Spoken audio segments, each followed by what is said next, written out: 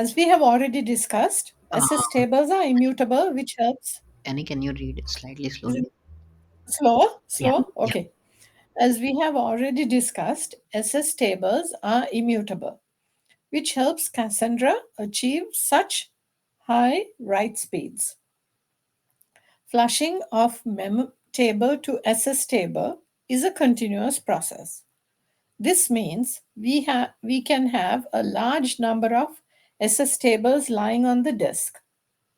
While reading, it is tedious to scan all these SS tables. So, to improve the read performance, we need compaction. Compaction in Cassandra refers to the operation of merging multiple related SS tables into a single new one. During compaction, the data in SS tables is merged. The keys are merged. Columns are combined. Obsolete values are discarded and a new index is created. On compaction, the merged data is sorted. A new index is created over the sorted data, and this freshly merged, sorted, and indexed data is written to a single new SS table. So we have the SS table 1 and SS table 2, and then they're both merging onto compacted SS table. You can see the alternating. Compaction merge data based on partition key. Keep the latest data, remove deleted tombstone rows, and remove old SS tables. So you can see that 9 from SS table 1 has been made a tombstone and it's been deleted. It is not added in the compacted SS table. Compaction will reduce the number of SS tables to consult and therefore improve read performance. Compaction will also reclaim space taken by obsolete data in SS table. Compaction strategies. Size tiered compaction strategy. This compaction strategy is suitable for insert heavy and general workloads. This is the default compaction strategy and is triggered when multiple SS tables of a similar size are present. Levered compaction strategy. This strategy is used to optimize read performance. The strategy groups SS tables into levels, each of which has a fixed size limit, which is 10 times larger than the previous level. Time window compaction strategy. The time window compaction strategy is designed to work on time series data. It compacts SS tables within a configured time window. This strategy is ideal for time series data, which is immutable after a fixed time interval. Sequential writes. Sequential writes are primary reason that writes perform so well in Cassandra. No reads or seeks of any kind are required for writing a value to Cassandra because all writes are append operations. This makes the speed of the disk one key limitation on performance. Compaction is intended to amortize the reorganization of data, but it uses sequential I/O to do so, which makes it efficient. If Cassandra naively inserted values where they ultimately belonged, writing clients would pay for seeks up front. Tombstones. What are they? Common problems So associated with basically, we'll tombstones. be starting from Tombstones today. Tombstones. Yeah. So Hmm. far, anyone any doubts before we go forward?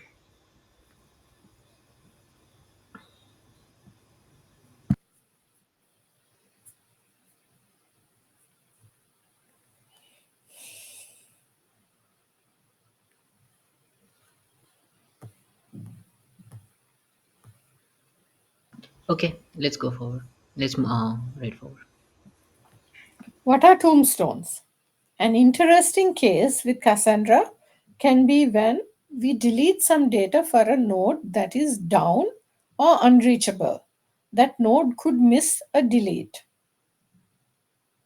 When that node comes back online later and a repair occurs, the node could resurrect the data that had been previously deleted by resharing it with other nodes. To prevent deleted data from being reintroduced, Cassandra uses a concept called a tombstone. A tombstone is similar to the idea of a soft delete from the relational database world. When we delete data, Cassandra does not delete it right away. Instead, associates a tombstone with it, with a time to expiry. In other words, a tombstone is a marker that is kept to indicate data that has been deleted. When we execute a delete operation, the data is not immediately deleted. Instead, it's treated as an update operation that places a tombstone on the value. So it's sort of like uh, creating a tombstone is sort of like saying, okay, we are marking it for deletion, but we are not really going to get rid of it yet, kind of thing, right? Am I right? That's basically, yeah, like a soft delete. Yeah. Right. Each tombstone has an expiry time associated with it, representing the amount of time that nodes will wait before removing the data permanently. By default, each tombstone has an expiry of 10 days. The purpose of this delay is to give a node that is unavailable time to recover. If a node is down longer than this value, then it should be treated as failed and replaced. Tombstones are removed as part of compaction. During compaction, any row with an expired tombstone will not be propagated further. Common problems associated with tombstones. They make Cassandra So writes. before we move, let's try to take Oh, some breaks, like just to discuss okay. in case if anyone has any doubts. Hmm. Uh, yeah. So can you scroll up? One of the main thing that we discussed, or like point of confusion last time, was when that when the node comes back online later and the repair occurs, the node could reselect the data that has been previously deleted by resharing it with other nodes. I think this is the point that we are still unsure about. Does anyone have any thought about this? Like how would the resurrection happen? Like when it comes back online?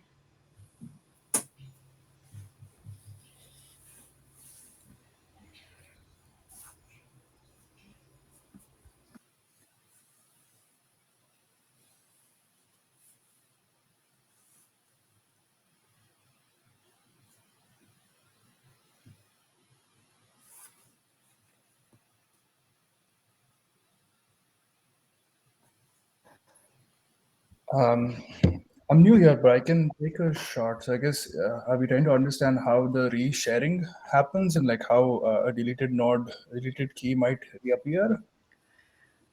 Yeah. So as in, let's say if it's unavailable, like if one node is available, it has some data, like some records. In the meantime, some other request comes, update happens, that goes to its replicas. how would coming back online of the first node would cause the resurrection? Like that's the point. That's the question basically.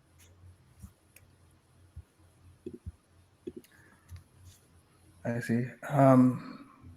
If no one else knows, I can take a shot. If I remember right, I think Cassandra writes happen on a quorum of nodes, right? So and then so let's say that the right quorum is three, and then say one node is down, so it comes back, and then I guess all the nodes are also exchanging information with each other through some anti-entropy protocol. So then the other nodes are all the nodes which are in which share a key space. I guess would try to make sure that that key space is consistent amongst themselves. Um, The question is like, if the basically if the anti-entropy process, that's basically the anti-entropy process would be a would be separately scheduled, right? Like which is unrelated with node coming back online, right? um, If only if yeah, like let's say if the node comes back online and if basically full repair is configured, the moment it comes back online, if it triggers the full repair or node to like the cluster wide repair, then only it will cause the like the anti, basically one of the anti-entropy process, right? Like, but so Mike, again, the question there is like, how would a repair, like what would be the internals of repair, anatomy of repair, which would cause this particular resurrection? that's actually interesting. Again, I don't remember the details here. I remember there was one thing about the read path also, right? I think reads also could go to multiple nodes, and then the node which is servicing the read might perform a repair to like the node which doesn't actually, which might have missed an update. Maybe it's related to that. So maybe then during the read, if the node uh, the read goes to multiple nodes, right? And then so that it can go to the node which missed the delete, and then that node incorrectly thinks that, oh wait, this key actually exists, and then that could maybe propagate or undo the delete which the other nodes serviced, right? But then if we have tombstones, which have a timestamp associated with it, the node which is doing the read would not do the read repair because the tombstone presumably would have a newer timestamp, which will, and then that would, and then that would be like the latest version of the key in this case, which was deleted. Again, I'm not sure if this is right, but just trying to brainstorm here.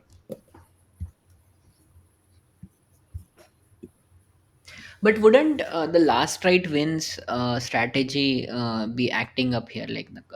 Like generally, like if anything happens later, would be considered as like like as the correct record, right, or consistent record versus like the previous one, like for the same row, same record. Like if some copy has a previous timestamp.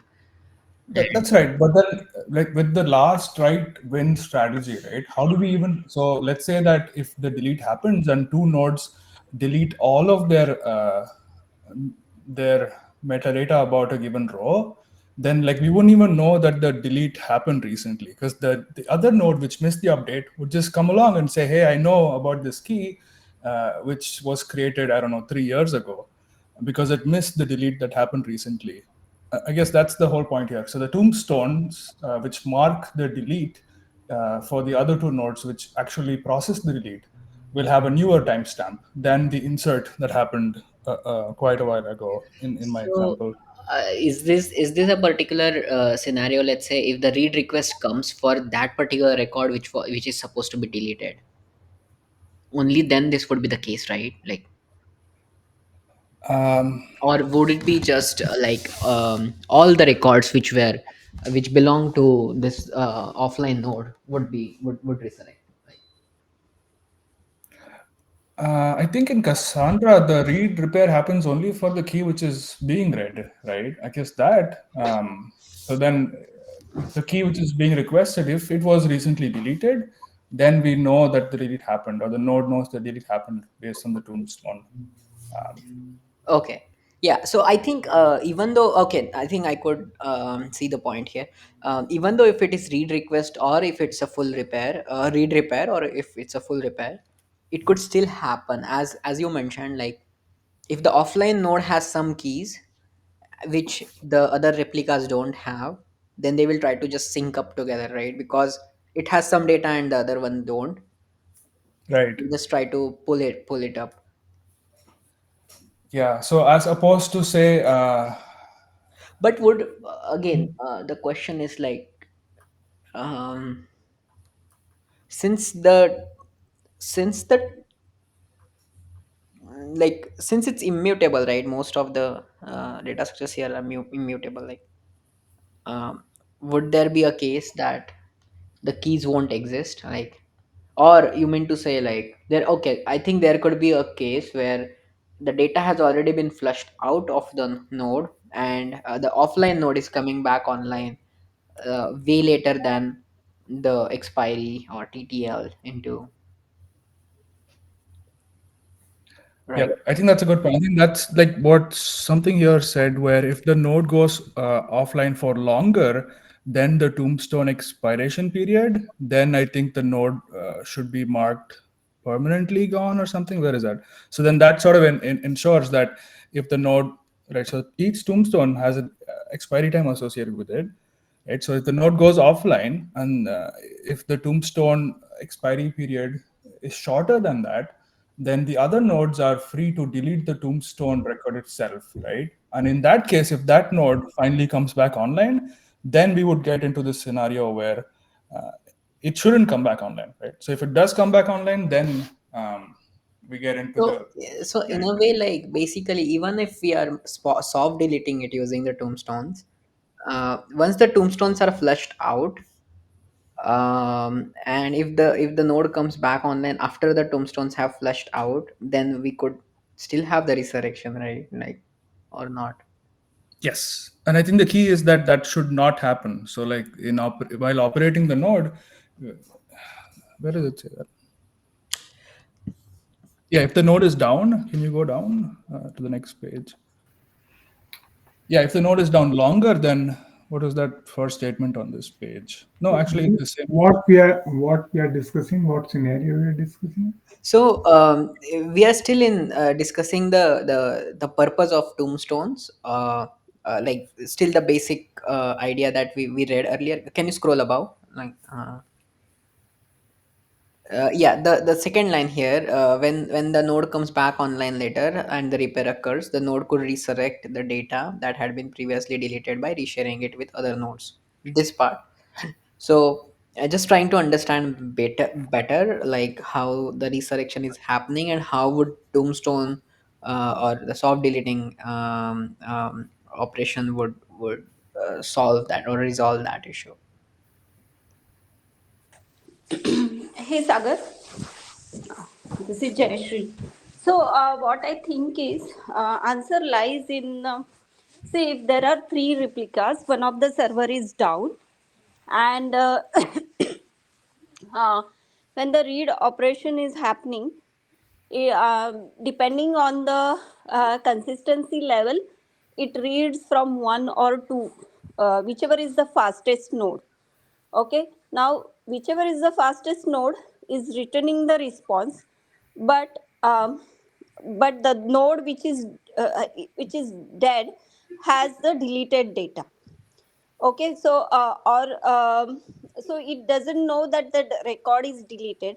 In case that tombstone is not there, when this server comes up which is dead, and it so happens that that is the fastest node at that time, like for next read. Okay, it is the fastest node, so it tries to read from that. At that time, would it be possible that since it's returning the value, um, that is considered as a latest, because others are not marked as a deleted or tombstone? Okay, I think that makes sense. As in, like the Tombstone record. Like let's consider that replica one was offline. Replica one has the old record.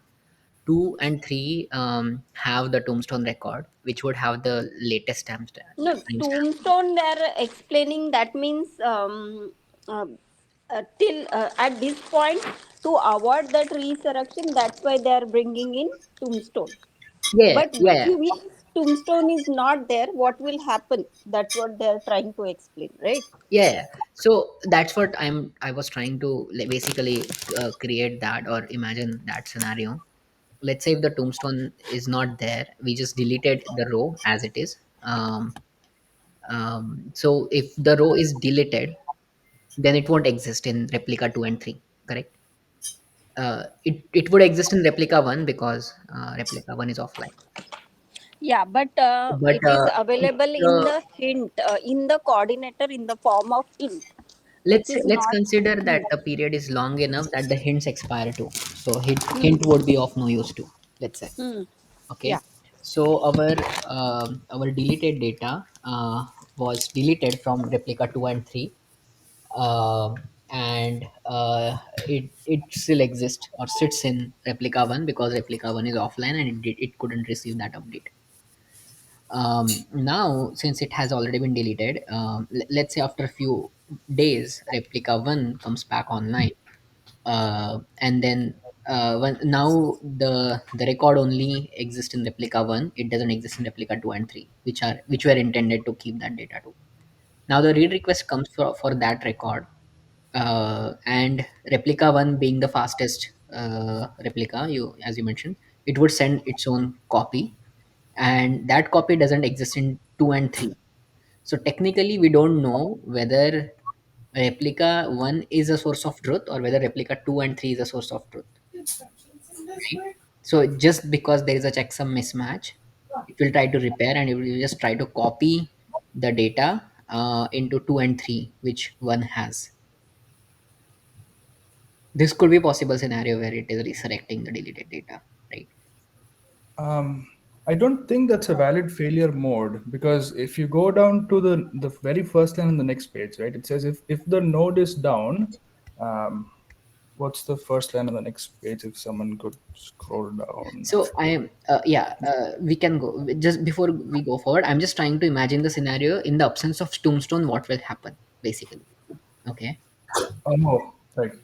Yeah. So in the absence of tombstone, how would the resurrection is happening? That's I'm just trying to make sure we understand that part. Like, yeah. Okay. You were saying something. So, go ahead. No, I misunderstood. I thought we were still talking about the case with Tombstone. So like if even with Tombstone, right? Eventually the Tombstones also will be deleted from all the Yeah, nodes. yeah. So let's come Okay. down to that case right now. So I think if everyone has understand the first case, like the previous case, why resurrection is happening, then let's come down to the second one. uh, yeah, so in second case, let's say we have tombstone. What we are doing is we are not flushing the record out of replica 2 and 3. We are keeping the record, just that we have marked the tombstone flag, or we have just flagged it for tombstone, or or we can say in general terms it's soft delete. So whenever one comes back online and whenever the mismatch happens, uh, the record from 2 and 3 will say that this is a tombstone record, versus the record from 1 will say that it's a valid record. So during the repair, it will be deleted or it will be tombstone in replica 1 2, because now we have a reference that it has been updated to soft delete or deleted state. So that is, does it, everyone understand this, or any questions so far?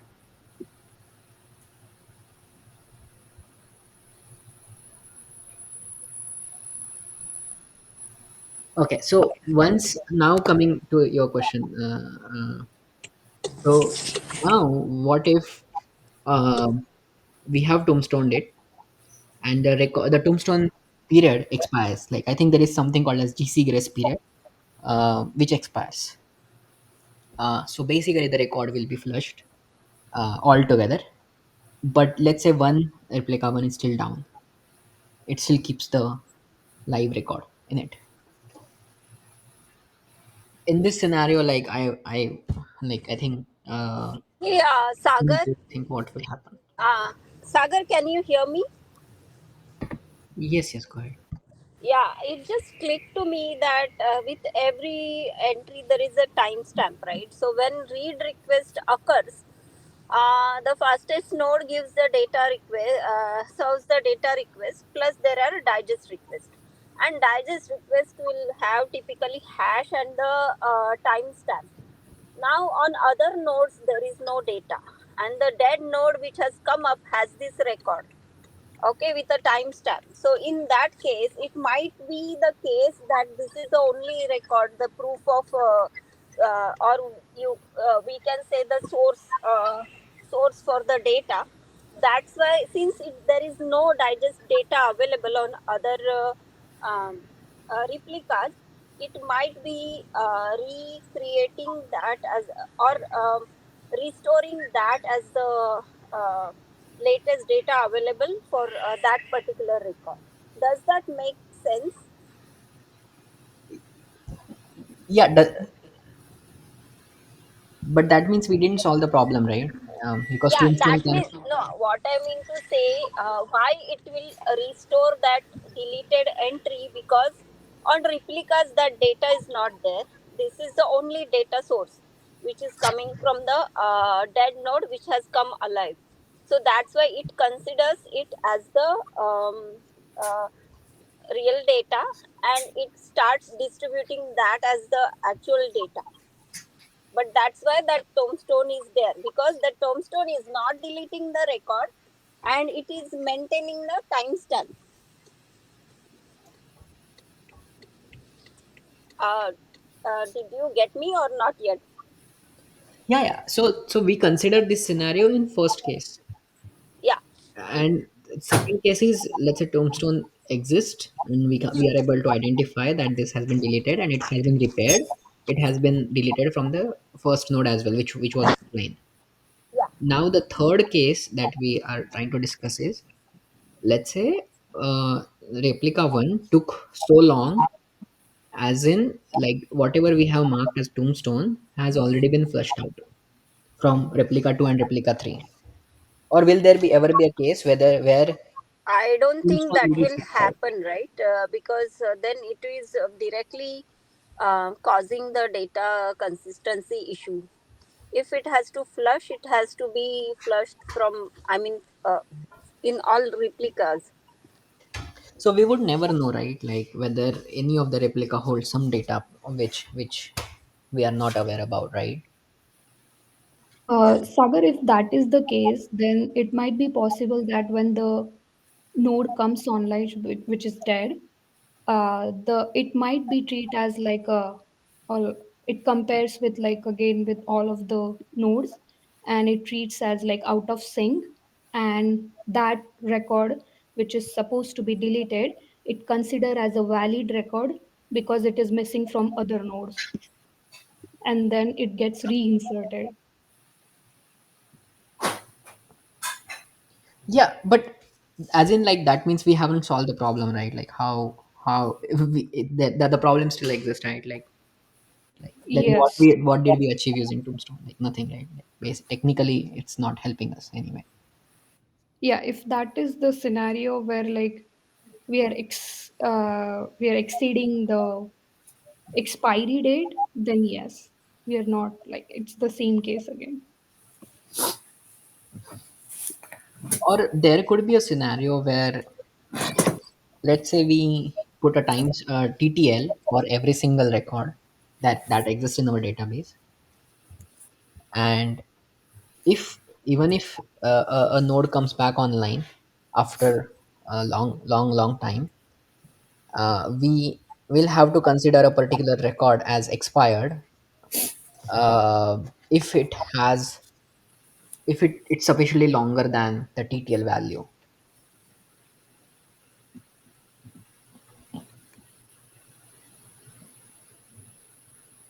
right? But yeah, there could be, like, I think this is a very hypothetical scenario. Yeah. uh,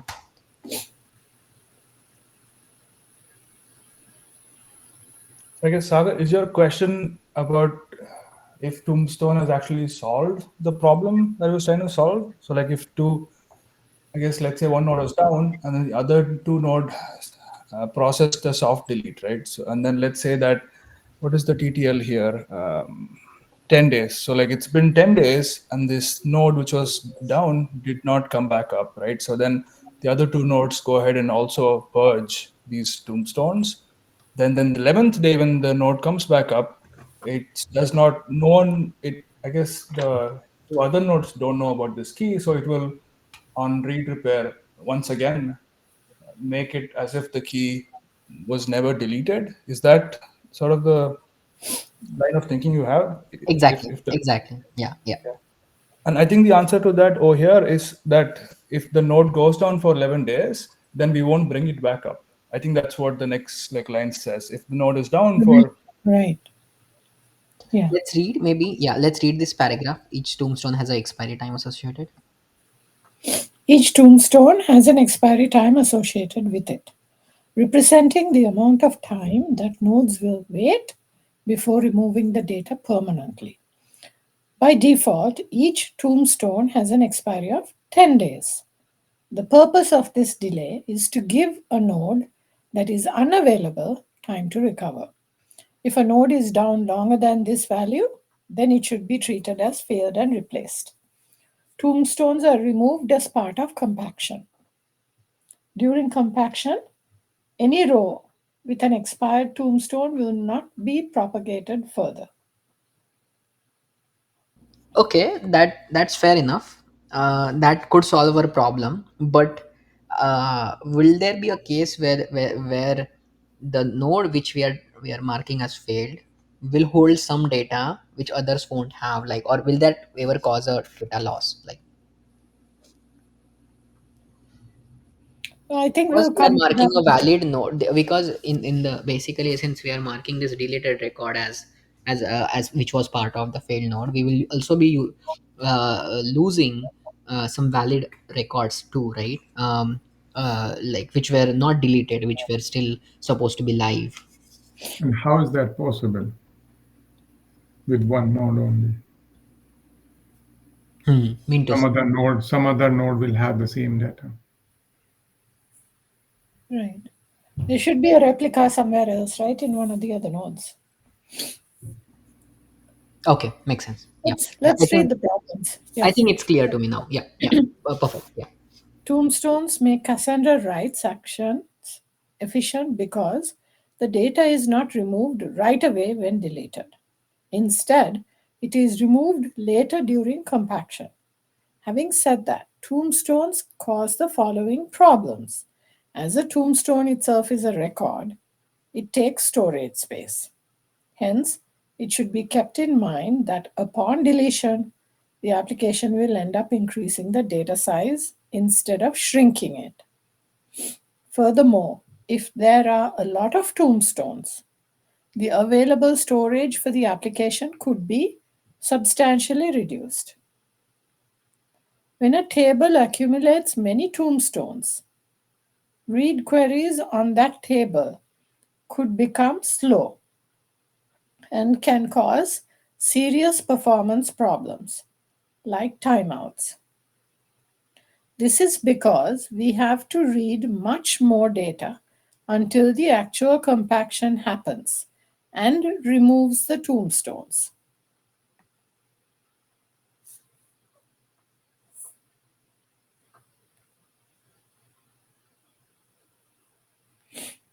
And then there's a summary.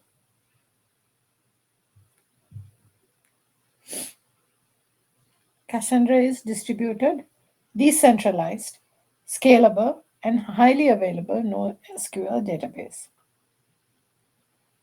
It was designed with the understanding that software hardware failures can and do occur. It's a peer to peer distributed system. That is, it does not have any leader or follower nodes. All nodes are equal, and there is no single point of failure. So I think that kind of reiterates or confirms that no single node would be having the data only, right? uh, just as you were asking earlier, Sagar, right? So if that node goes down, we are not losing the data because there's somebody else who's got it. Data in Cassandra is automatically distributed across nodes. Data Just is one concern or question there. Maybe can you scroll up? sure. So here, when it says like uh, in the sufficiently longer time, we we have to trigger the anti-entropy process in between? That means like if the anti-entropy process is triggered, that like let's say if a node has failed, are we making an assumption that a new node would be added, or the rebalancing of the data would happen so that we will create new copies, right? Did they mention it somewhere like that they would create new copies If it was marked a if it tombstone, is marked as failed, like if the node is being marked as failed, um, there has to be occur a repair, or that there has to I occur like basically a copies. backup, a backup is what you're saying. So my understanding of that is that why would somebody mark it as failed if they don't have a backup already? That itself is a question there, right? Before you mark it as failed, you should have a replica of the data somewhere else. So Yeah, because they yeah, talk about the single point of failure issue, right? yeah, of course, but I was just trying to see if I miss anything, if they have any explicit mention about any details about that, like if we are any like the process of failing, basically marking a node as failed.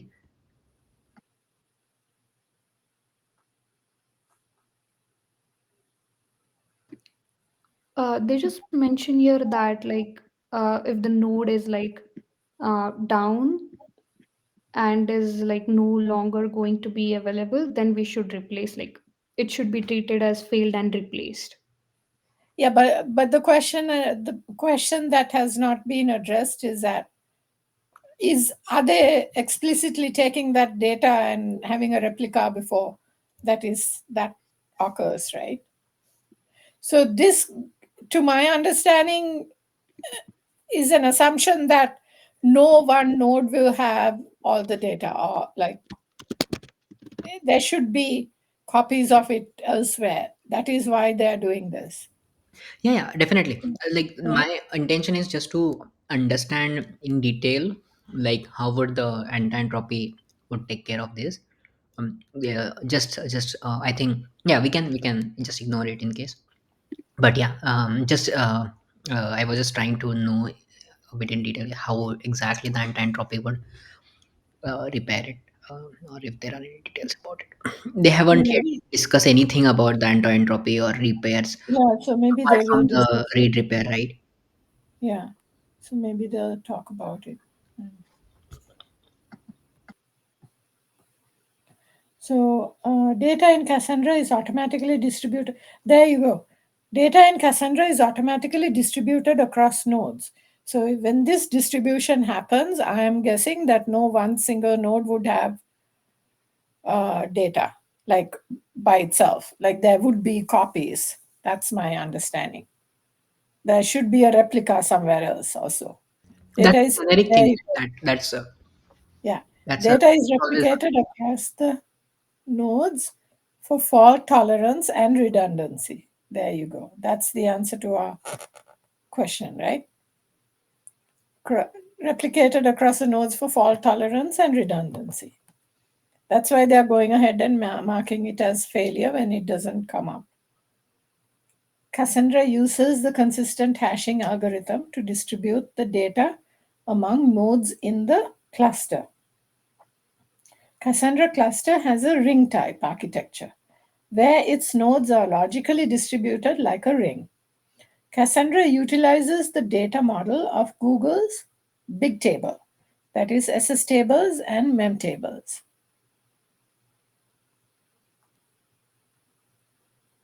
Cassandra utilizes distributed features of Amazon's Dynamo, consistent hashing, partitioning, and replication. Cassandra offers tunable consistency for both read and write operations to adjust the trade off between availability and consistency of data.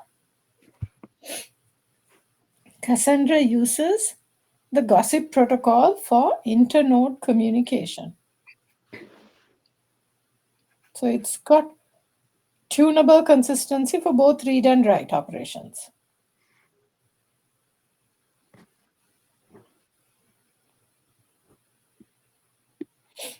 So it's using the data model of Google's big table, SS tables and mem tables, and distributed features of Amazon's Dynamo.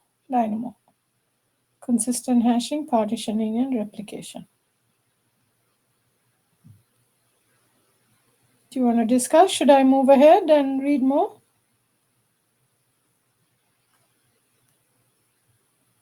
Hello? Yeah, I think let's Yeah. I think so. This is just a summary of what Mm. to like. We have to keep Yeah. keep this as basically these topics would then be used elsewhere as well. Right. So yeah, one of the reason we wanted to read Cassandra is just to cover Okay. these topics too. So system design patterns, a summary of system design patterns used in Cassandra. Consistent hashing. Cassandra uses consistent hashing to distribute its data across nodes. Quorum, to ensure data consistency. Each Cassandra write operation can be configured to be successful only if the data has been written to at least a quorum of replica nodes. So I think that is again a answer to the question, right? It has a quorum, right? So because it's got a quorum of replica nodes, it is not afraid to mark a node as failure and doesn't worry about the loss of data in that node because there's others, right? Write ahead log. To ensure durability, whenever a node receives a write request, it immediately writes the data to a commit log, which is a write ahead log. Segmented log. Cassandra So I uses, think does anyone know any details about like if the write ahead log is actually a blocking right where it will basically will it serialize the write operation? write operation is sequential in Cassandra, right? We read that here. No, not Cassandra. I'm specifically talking about write ahead log Okay. or commit log part. Yeah, you have to make sure that the write ahead log is actually mm, it's appended first before you notify back to your request. So basically, sort of a mutually exclusive, right? Or will it be just mutually exclusive to that particular block in which it is getting written? So, what do you mean by mutually exclusive for that block? Are you thinking that there is a random read on that? So I mean to say, like, if there are multiple, uh, let's say, if there are parallel requests coming in Mm-hmm. to write a data, uh, uh, the read could be part of writing a data, right? Because it will need to find the cursor and then append to it. So if three threads trying to write at the same time, uh, that could probably cause the inconsistency, right? So when I'm Okay. trying to say that if it's thread safe, all three thread would then be serialized. Only one thread would be able to write to the particular file or the block for the current at the current which is currently open for accepting the open operations. Is Okay, that yeah, I mean that's the implementation specific, but yes, you have to protect your resources if to to make sure that the data should be actually serialized. So you write the full block in one shot. So here, if you look at it, it says, right, a primary reason that writes perform so well in Cassandra is the sequential writes. No reads or seeks of any kind are required for writing a value to Cassandra because all writes are append operations. This makes the speed of the disk one key limitation on performance.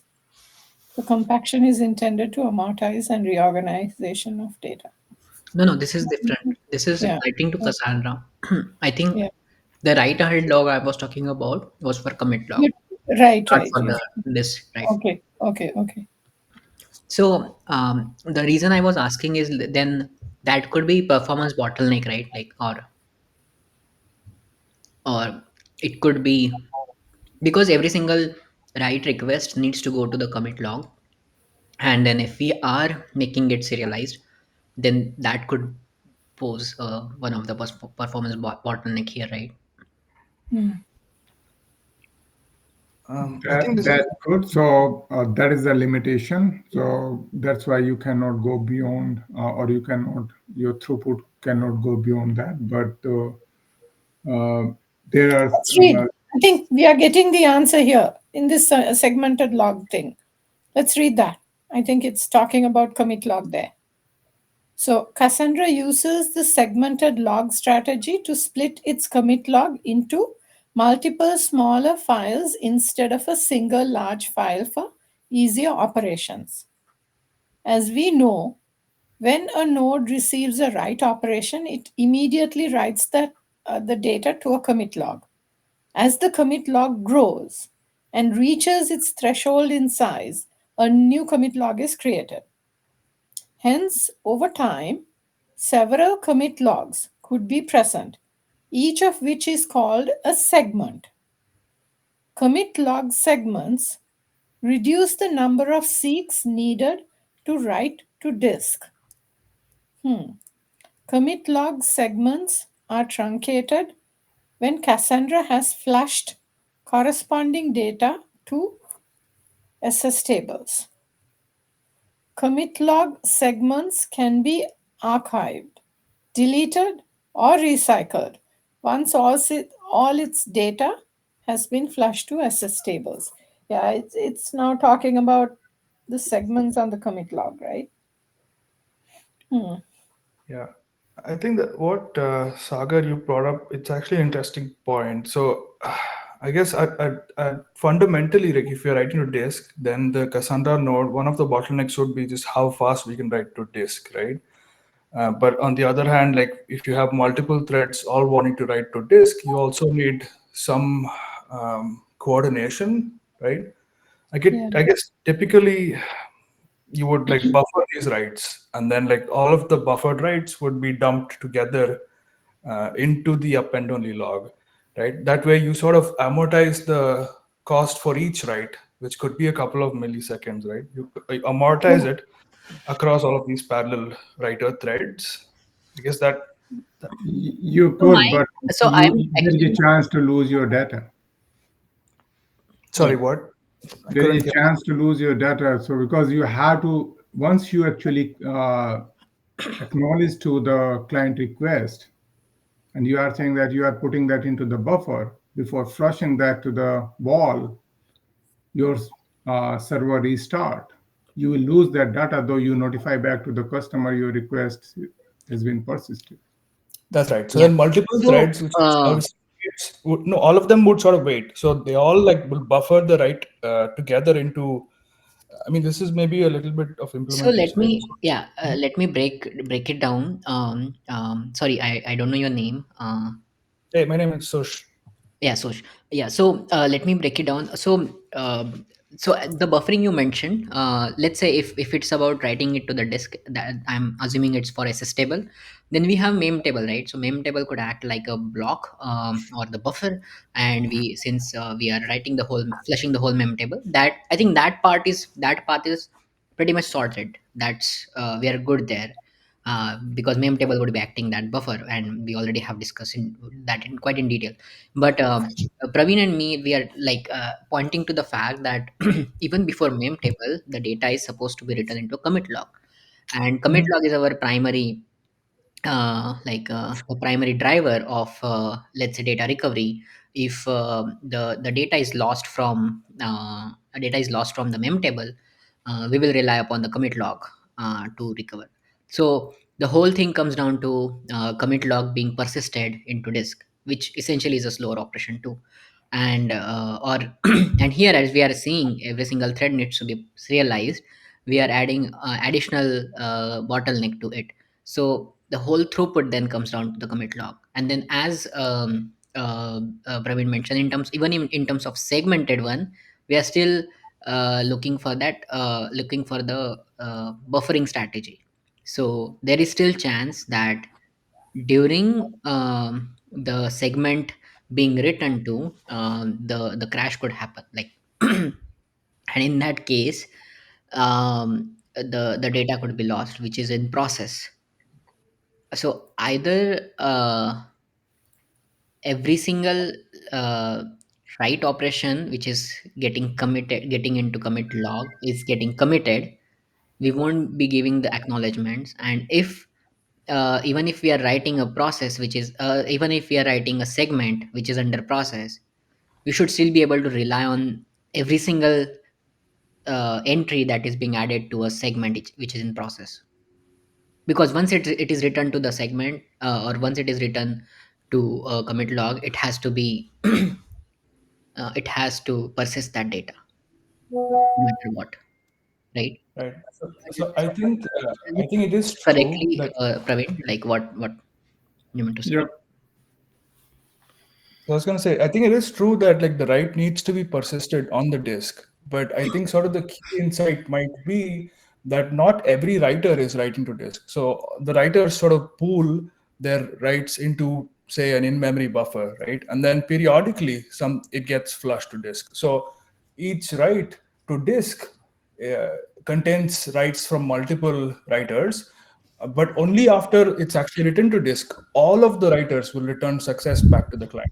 So like each writer thread is not actually flashing to disk and then returning success. All of them are like a batch of them will sort of pool their writes in buffered in like memory, right? RAM. And then like one final write is done to disk. And then once that is done, all of the writer threads can now finally acknowledge the write to the client.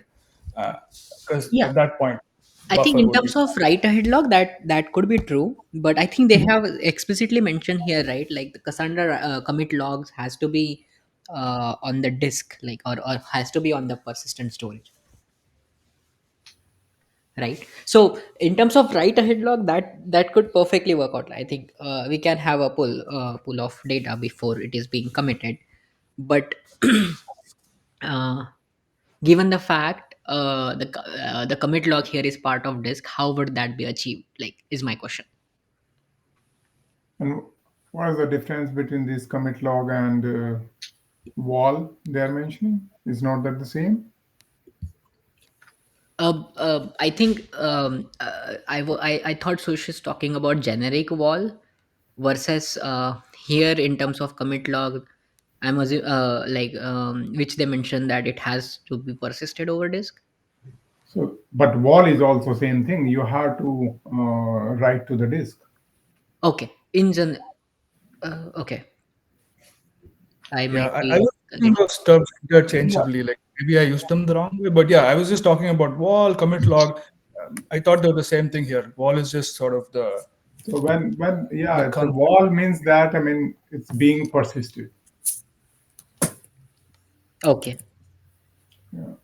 yeah, Some system actually use a specialized disk for them. They use a dedicated disk, or or server where they actually write these WAL, and those server or that hardware is actually specialized for this append only write.